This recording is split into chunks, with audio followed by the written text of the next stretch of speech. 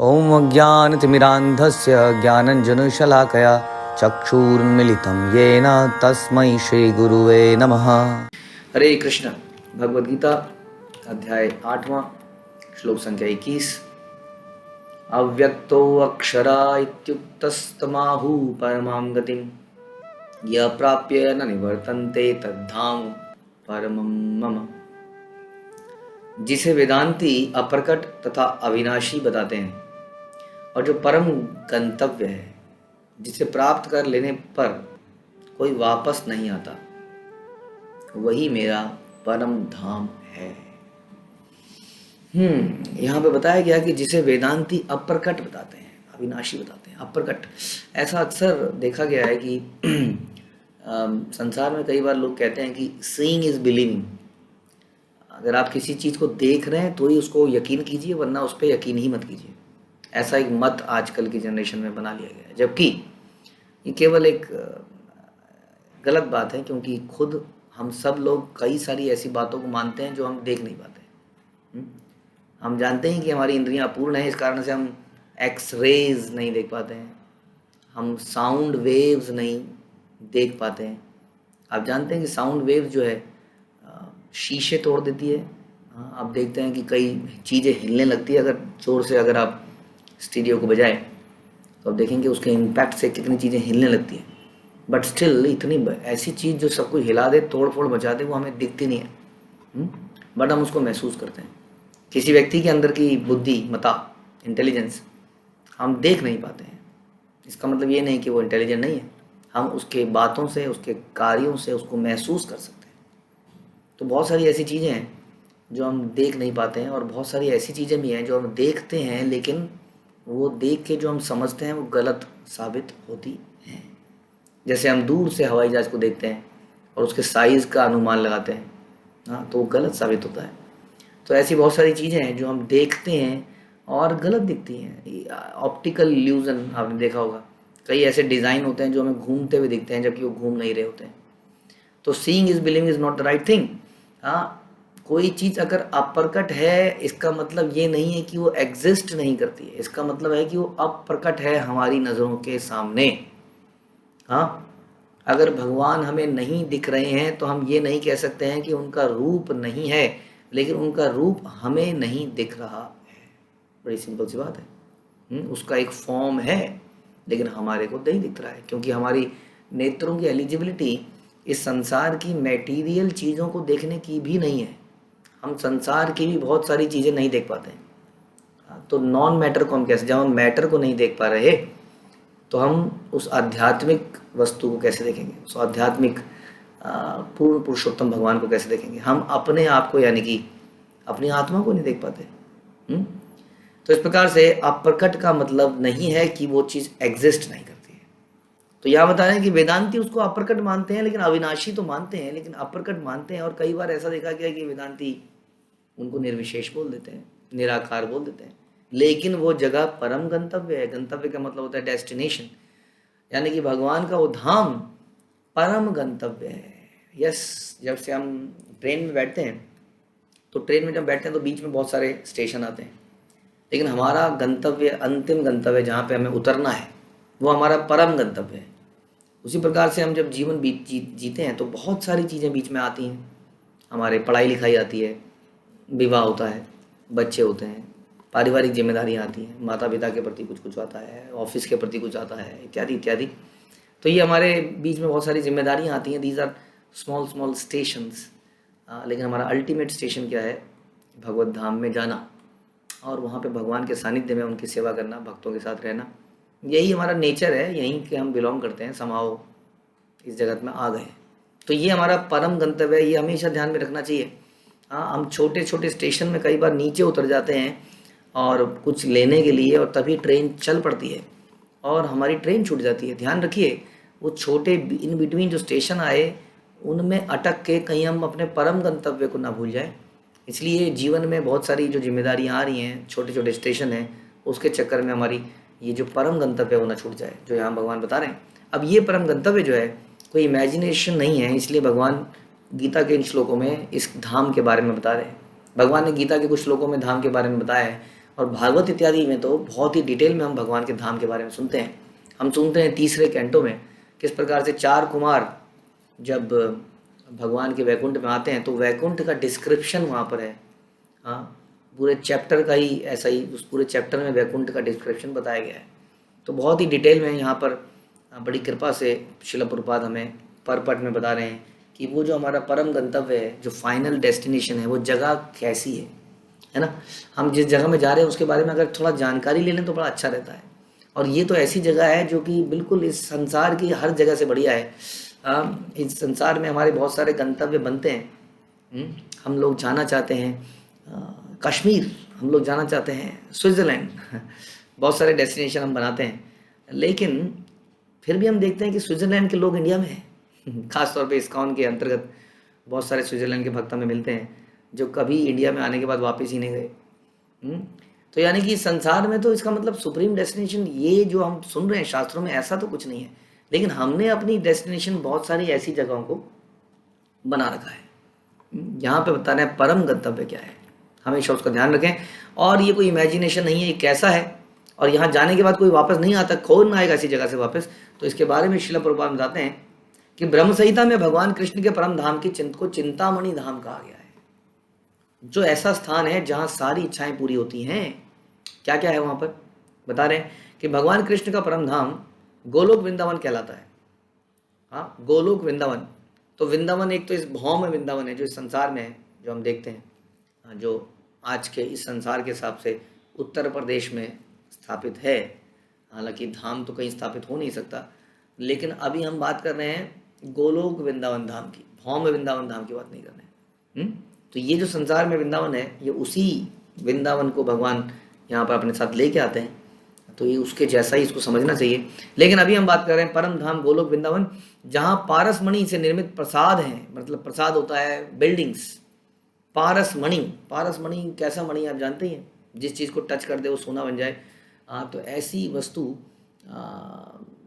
पारसमणि से वहाँ पर प्रसाद यानी कि भवन बने हैं। चिंतामणि भी उसको कहा जाता है, चिंतामणि टच स्टोन्स। ऐसे कई सारे वहाँ पे स्टोन्स हैं जो कि संसार में अवेलेबल ही नहीं है। और वहाँ पे पेड़ पौधे कैसे हैं, पेड़ पौधे भी हैं वहाँ पर, लेकिन वहाँ के जो पेड़ हैं वो कल्पतरु कहे जाते हैं। जैसे हम कहते हैं ना वांछाम कल्पतरु भश, यानी कि वैष्णव कल्पतरु जैसे ही हैं। जैसे कल्पतरु, कल्पतरु जैसे हमारी सारी इच्छाओं को पूरा कर देता है, उसी तरह से वैष्णव भी हमारी इच्छाओं को पूरा करते हैं। तो कल्पतरु जो है वो सारी इच्छाओं को पूरा करता है। किसी भी तरह का खाद्य पदार्थ, ऐसा नहीं कि आम के पेड़ से सिर्फ आम मिलेंगे, केले के पेड़ से सिर्फ केले मिलेंगे, आम की इच्छा है तो आम मिलेंगे, केले की इच्छा है तो केले मिलेंगे, ऐसा। अब ये बातें सुन के लगता है कि बच्चों को बना रहे हो क्या आप लोग। क्योंकि कोई भी ऐसी वस्तु जो हमारी सोच के परे है, हम उस पर यकीन नहीं करते। जैसा हमने शुरू में काम कहते हैं सीइंग इज बिलीविंग। हाँ, लेकिन क्या होता है कि कई चीज़ों को हम तथ्यों से समझने का प्रयास करते हैं। हम नहीं कहते कि अंधविश्वास कीजिए, लेकिन हम जब तथ्यों को सुनते हैं, भगवद गीता में आत्मा के विषय में सुनते हैं, जन्म मृत्यु जरा व्याधि के बारे में सुनते हैं, संसार के पदार्थ, 5 पदार्थ और बाकी तत्वों से संसार कैसे बना उसके बारे में सुनते हैं, और भागवतम में ऐसी बहुत सारी भविष्यवाणियाँ सुनते हैं जो सच हो रही हैं, तब हमें ये समझ जाना चाहिए कि ये शास्त्र कोई साधारण चीज़ नहीं है।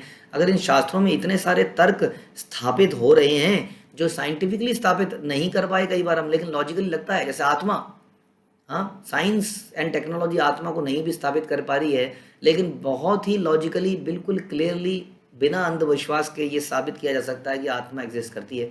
जब आत्मा है तो ये संसार बना है, इस संसार में ऐसे ऐसे तत्व हैं जो भविष्यवाणियाँ की गई थी चंद्रगुप्त मौर्य के बारे में, हाँ, जो हम सुनते हैं, और बहुत सारी भविष्यवाणियाँ जो कि सच होती जा रही हैं, और बहुत सारी चीज़ें जो अभी हमारा चर्चा का विषय ये नहीं है। कभी हम उसको बता सकते हैं कि कैसे वेदों के अंदर इतने रहस्य छुपे हैं शास्त्रों में जो साबित होते जा रहे हैं। जब हमें इतना कुछ समझ में आ जाता है तो बाकी चीज़ों को हमें मान लेना चाहिए। फॉर एग्जाम्पल, हम अपनी टेक्स्ट बुक पढ़ते हैं तो हम मानते हैं कि इस राइटर की बुक, ये राइटर सही किताब लिखता है। अब उस राइटर पे बिलीव करने के बाद उस राइटर के अंदर जो भी उसने लिखा है हम उस पर बिलीव करते हैं। जो भी आइजैक न्यूटन के ऊपर हमें बिलीफ है क्योंकि वो बहुत महान साइंटिस्ट था। अब उसने जो भी फार्मूले, जो भी सिद्धांत लिखे, उन्होंने ग्रेविटी की जो भी फार्मूले लिखे या बताया इतनी होती है, इतने, हम उस पर बिलीव करके आगे बढ़ते हैं। कोई व्यक्ति उसको मतलब टेस्ट करने का प्रयास नहीं करता, क्योंकि अगर हम हर चीज़ को टेस्ट करने का प्रयास करेंगे तो सारा जीवन टेस्ट करने में निकल जाएगा। इसलिए हम देखते हैं किसी कॉलेज में भी हम जब एडमिशन लेते हैं तो उस कॉलेज की थोड़ी जांच पड़ताल कर लेते हैं, हाँ, कि कैसी वहाँ की फैकल्टी है, वहाँ के बच्चों का क्या होता है, करिकुलम क्या है, कहीं से प्रमाणित है कि नहीं है। उसके बाद हम अपने आप को एक तरह से सरेंडर कर देते हैं कॉलेज में। जैसा जैसा वहाँ पढ़ाया जाता है हम पढ़ते चले जाते हैं। उसी तरह से आध्यात्मिक ज्ञान में हम गुरु को धारण करने से पहले हम देख सकते हैं क्या वो प्रमाणित है, क्या वो शास्त्रों के आधार पर बोल रहा है, क्या वो गुरु परंपरा में आता है, क्या वो अपने गुरु को मानता है, क्या वो अपने आचरण से दिखाता है। और एक बार हमें ये सारी चीज़ें साबित हो जाती हैं तो हमें फिर उसके बाद सारी बातों पे विश्वास करना चाहिए। नहीं तो हमारा पूरा जीवन टेस्ट करने में निकल जाएगा और कोई फ़ायदा नहीं होगा, क्योंकि हम इस जीवन में संसार की कई सारे रहस्यों को ही नहीं सुलझा पा रहे हैं इस संसार के। तो उस संसार के बारे में क्या समझेंगे जिसके बारे में यहाँ पर भगवान ने बताया कि वहाँ पर कौन से वृक्ष हैं, कल्पतरु हैं, जो कि सारी इच्छाओं को पूरा करते हैं, सभी वस्तुएं प्रदान करते हैं। वहाँ की गायें कैसी हैं, वहाँ की गायें सुरभि हैं। सुरभि गाय कहा जाता है जो कि अनलिमिटेड दूध देती है, सभी वस्तुएं प्रोवाइड कर देती है। ऐसा नहीं है कि 1 किलो 2 किलो 4 किलो उसके बाद पानी मिला दिया डिमांड बढ़ने पर। ऐसा वहाँ नहीं करना पड़ता है। वहाँ सुरभि गायें हैं। इस धाम में भगवान की सेवा के लिए लाखों लक्ष्मियाँ आया। हम तो एक ही लक्ष्मी को जानते थे जिसकी हम दिवाली में पूजा करते थे, लेकिन शास्त्र बताते हैं कि सहस्त्र लक्ष्मियाँ ब्रह्म संहिता में पढ़ते हैं किस प्रकार से लाखों लक्ष्मियाँ भगवान की सेवा कर रही हैं। वे आदि भगवान गोविंद तथा समस्त कारणों के कारण कहलाते हैं। तो ऐसे हैं भगवान और ऐसा है भगवान का धाम। भगवान क्या करते हैं, वहाँ पर वंशी बजाते रहते हैं, वेणु कुणंतम। उनका दिव्य स्वरूप समस्त लोकों में सर्वाधिक आकर्षक है। अब ऐसा नहीं है कि वो कोई छाया की तरह है, कोई प्रकाश की तरह है। हाँ, वो बहुत सर्वाकर्षक है। अगर भगवान से आकर्षक कोई हो गया तो बताइए काहे के भगवान। हाँ, भगवान ने कुछ क्रिएशन करी, mister world, Mrs universe, miss universe, whatever. हाँ, वो भगवान से सुंदर हो गई, बताइए। हाँ, अगर वो लेडी भगवान से सुंदर हो जाती है तो भगवान कैसे रहे फिर। He is the most beautiful person. हाँ, उनके नेत्र कमल दलों के समान हैं, बहुत लंबे एकदम। हाँ, कमल के जैसे पत्ते होते हैं उस तरह का। उनका शरीर मेघों के वर्ण जैसा है। वे इतने रूपवान हैं कि उनका सौंदर्य हजारों कामदेव को मात करता है। वे पीत वस्त्र धारण करते हैं, उनके गले में माला रहती है और केशों में मोर पंख लगे रहते हैं। इसलिए हम जो भगवान की प्रतिमा बनाते हैं वो कोई इमेजिनेशन नहीं है। कई सारे धर्म कहते हैं, अभी हम चर्चा कर रहे थे कि कई जगह ऐसा भी बताया गया कि इस्लाम के अंदर, इस्लामी हमारे कुछ मित्रों ने बताया कि वहाँ पर भी साकारवाद को माना गया।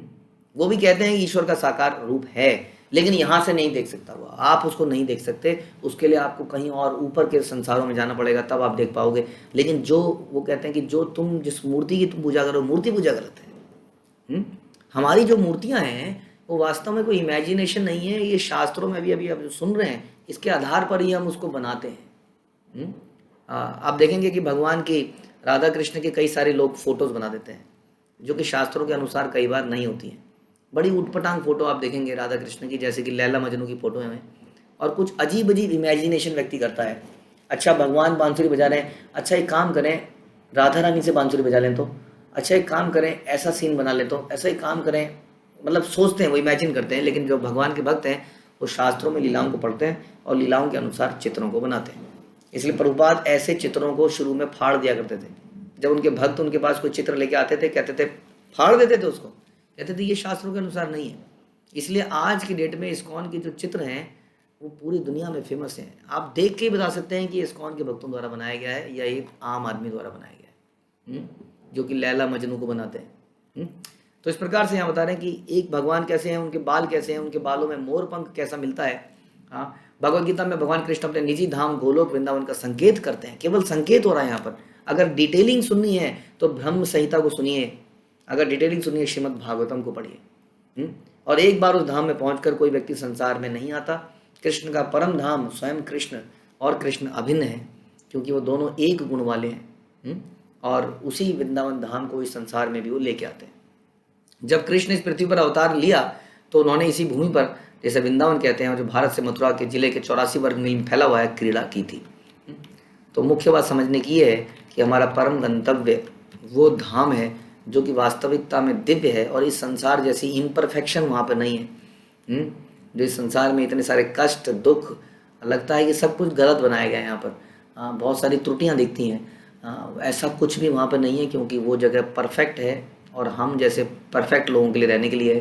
लेकिन मीनवाइल टेम्परेरली हम लोग भौतिकता से अट्रैक्ट हो गए हैं और इस प्रकार से उस परफेक्ट जगह को भूल गए हैं। उसी को याद दिलाने के लिए ये श्लोक यहाँ पर आते हैं। हरे कृष्ण। श्रील प्रभुपाद की जय, भगवद गीता की जय।